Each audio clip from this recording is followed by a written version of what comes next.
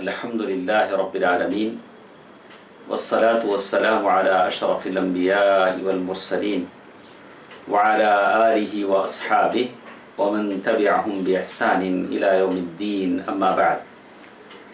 محترم حضرات و خواتین،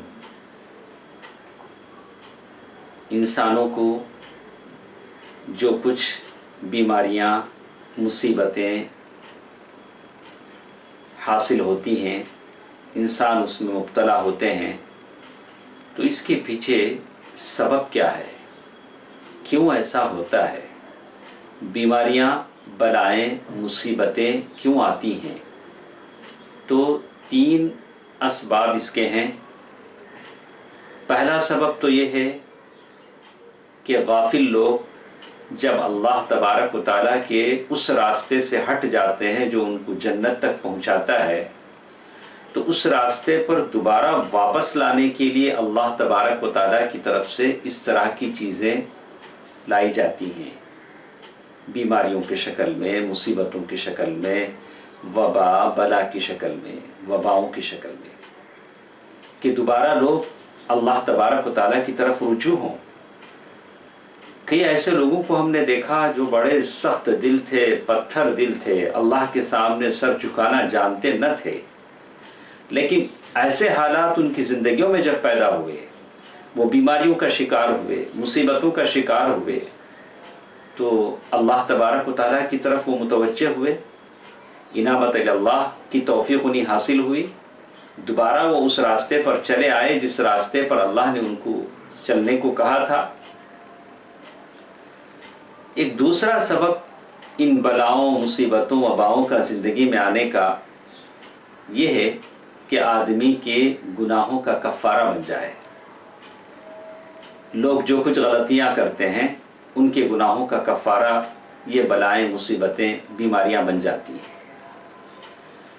اور تیسرا سبب یہ ہے کہ یہ چیزیں جنت میں بلند درجہ حاصل کرنے کا سبب ہے.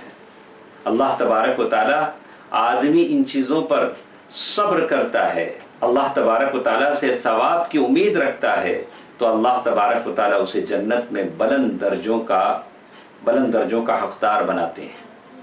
آپ نے سیرت میں پڑھا ہوگا، اللہ کے نبی صلی اللہ علیہ وسلم کو جو بخار آتا تھا وہ عام آدمی کی بخار کی طرح نہ تھا. 2 آدمیوں کو جو تکلیف ہوتی ہے اس کے برابر میرے اور آپ کے نبی محمد مصطفیٰ صلی اللہ علیہ وسلم کو تکلیف ہوتی تھی. اتنی تکلیف کہ آپ پر لحاف اڑایا جاتا، چادر اڑائی جاتی، تو چادر کے اوپر سے اس کا اثر دکھتا تھا کہ اللہ کے نبی صلی اللہ علیہ وسلم کو کتنا بخار ہے، کتنی تکلیف ہے. آپ تصور کریں کہ اس تکلیف کا کیا عالم ہوگا. تو میں ہر مصیبت زدہ، بیمار، مبتلا مرد اور عورت سے کہوں گا کہ ہم تمام اپنی مصیبتوں میں، بلاؤں میں صبر کریں، اللہ تبارک و تعالیٰ سے اجر کی امید رکھیں. اللہ بندوں سے جتنی محبت کرتے ہیں ان کو ویسے ہی آزماتے ہیں تکلیفوں میں. ان اشد الناس بلاء الانبیاء ثم الامثل فالامثل. انبیاء آزمائے گئے اور پھر آپ، اللہ تبارک و تعالیٰ جتنی محبت اللہ تبارک و تعالیٰ کو آپ سے ہوگی، آپ اسی قدر آزمائے جائیں گے. تو یہ 3 اسباب ہیں جس کی وجہ سے یہ مصیبتیں، بلائیں، بیماریاں آتی ہیں.